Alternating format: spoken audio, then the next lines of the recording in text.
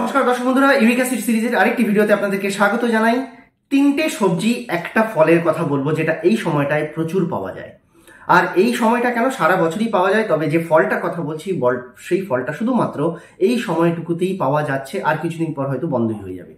তাই ইমিডিয়েটলি যাদের ইউরিক অ্যাসিডের সমস্যা রয়েছে তারা এই ভিডিওটা কোনো রকম স্কিপ না করে প্রথম থেকে শেষ পর্যন্ত একদম দেখবেন এবং পারলে নোট ডাউন করে রাখবেন, না হলে বারে বারে রিওয়াইন্ড করে দেখতে হতে পারে, মনে নাও থাকতে পারে। প্রথম যে সবজিটার কথা বলবো সেটা হচ্ছে কাকড়ি বা শশা। হ্যাঁ, ঠিকই শুনেছেন, শশা বা কাকড়ি। এই সবজিটা বা এই ফলটা আপনাদেরকে কিন্তু দাঁড়ান, এখানে কিন্তু এই যে ফলের কথা বললাম, আমি কিন্তু শশাকে সবজি হিসাবে ধরেছি, এখানে ফল হিসাবে ধরিনি, স্যালাড হিসাবে আমাকে খাওয়ার কথা বলছি। ফল একটা আলাদা রয়েছে যেটা আমি অবশ্যই বলবো, তাই এখনই একেবারে স্কিপ করে চলে যাওয়ার কোনো মানে হয় না। তো শশা অবশ্যই রাখবেন।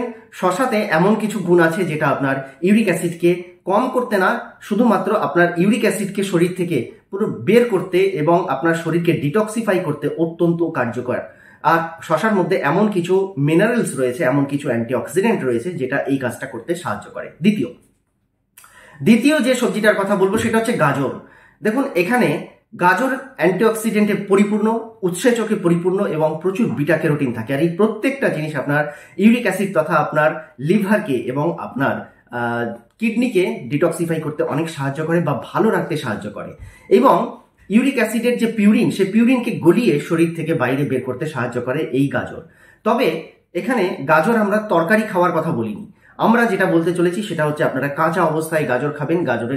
গাজর এবং শশা দুটো মিলিয়ে আপনারা স্যালাড বানিয়ে খেতে পারেন, অত্যন্ত উপকারী।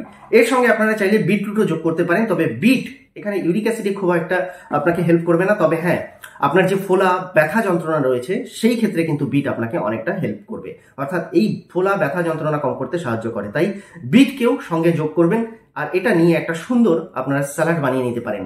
চাইলে এতে অল্প ধনেপাতাও যোগ করতে পারেন। ধনেপাতা এমনিতেই ইউরিক অ্যাসিডের জন্য একটা দারুণ জিনিস। ধনেপাতা একাই ইউরিক অ্যাসিডকে শেষ করে দেওয়ার ক্ষমতা রাখে, তাই স্যালাডে এটা রাখবেন। দাঁড়ান, এখনো শেষ হয়নি। এরপর যে জিনিসটা করবেন, সপ্তাহে অন্তত 4 থেকে 5 দিন, সপ্তাহে ভালো করে মনে রাখবেন, সপ্তাহে অন্তত 4 থেকে 5 দিন লাউ খাওয়ার অভ্যেস গড়ে তুলুন। হ্যাঁ, ঠিক কথাই শুনেছেন, লাউ খাওয়ার অভ্যেস গড়ে তুলুন। এবার এই লাউয়ের জুস আপনারা পান করতে পারেন, সেটা সবচেয়ে ভালো উপায় হয়। অথবা আপনারা লাউ দিয়ে ডাল করে খেতে পারেন, লাউয়ের যে কোনো সবজি আপনারা করে খেতে পারেন। তবে মনে রাখবেন, বেশি তেল ঝাল মশলা যুক্ত যেন না হয়। যতটা পারবেন লাউটাকে একদম সিদ্ধ প্রক্রিয়ায় যদি রান্না করতে পারেন সেটা বেটার হয়। একদম কড়া করে ভেজে বা বেশি তেলে মশলায় একদম কষে পাকিয়ে রান্না করলে তার অনেক ভাইটামিনস বা অ্যান্টিঅক্সিডেন্ট নষ্ট হতে পারে। তাই লাউকে একটু এইরকম ন্যাচুরাল প্রক্রিয়ায় রান্না করে খাওয়ার চেষ্টা করুন। এরপর 4টে সবজি কিন্তু আমি বলে ফেললাম। এরপর যে জিনিসটার কথা বলবো সেটা হচ্ছে একটা ফলের কথা, যেটা শুধুমাত্র এই সময়টাতেই পাওয়া যায়। আর এই ফলটা অনেকেই আমরা খেতে পছন্দ করি, আবার অনেকে করি না, কারণ অনেকে এর গন্ধ পছন্দ করেন না। তবে এই ফলটা শুধুমাত্র যে আপনার ইউরিক অ্যাসিডকে কম করবে তা নয়, আপনার যদি রিউমাটিজম আর্থ্রাইটিস থাকে, আপনার যদি কোনো পুরনো বাতের সমস্যা থাকে, শুধু তাই নয়, আপনার যদি কোথাও না কোথাও শরীরে অপুষ্টিজনিত কারণে আপনি ভুগছেন, ব্লাড প্রেশার অনেকটা লো এবং আপনার ভাইটামিনস মিনারেলসের যে ব্যাপারটা থাকছে সেটা সঠিকভাবে আপনার শরীরে সবসময় যোগান আপনি দিতে পারেন না, অর্থাৎ খাদ্য খাওয়ায় তেমন একটা আপনার রেগুলার নিয়ম মেনে আপনি চলতে পারেন না, বা কোথাও না কোথাও একটু প্রবলেম রয়েছে, তো সেই ক্ষেত্রে এটা কিন্তু আপনার জন্য বরদান হতে পারে।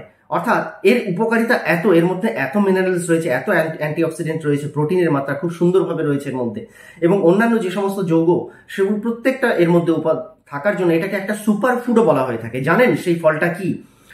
সেটা হচ্ছে কাঁঠালের কথা বলছি বন্ধুরা। হ্যাঁ, কাঁঠালের কথা বলছি, পাকা কাঁঠাল।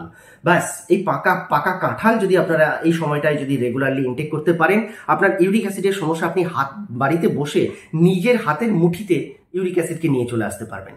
করে দেখুন, একদম হাতে নাতে রেজাল্ট পাবেন। কমেন্ট সেকশনে এসে কমেন্ট করে জানাবেন কেমন লাগলো। খুব সহজ পদ্ধতি বলে দিলাম, কোনো রকম ঝোল ঝাল কিচ্ছু নেই এতে। খুব তাড়াতাড়ি দেখা হচ্ছে বন্ধুরা একটি নতুন ভিডিওতে। ভালো থাকবেন, সুস্থ থাকবেন, ভিডিওটা শেয়ার করতে ভুলবেন না।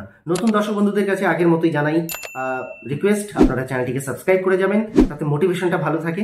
আর প্রত্যেকটা ভিডিওর নোটিফিকেশন পাওয়ার জন্য অল বাটনটাতে ক্লিক করতে ভুলবেন না। নমস্কার।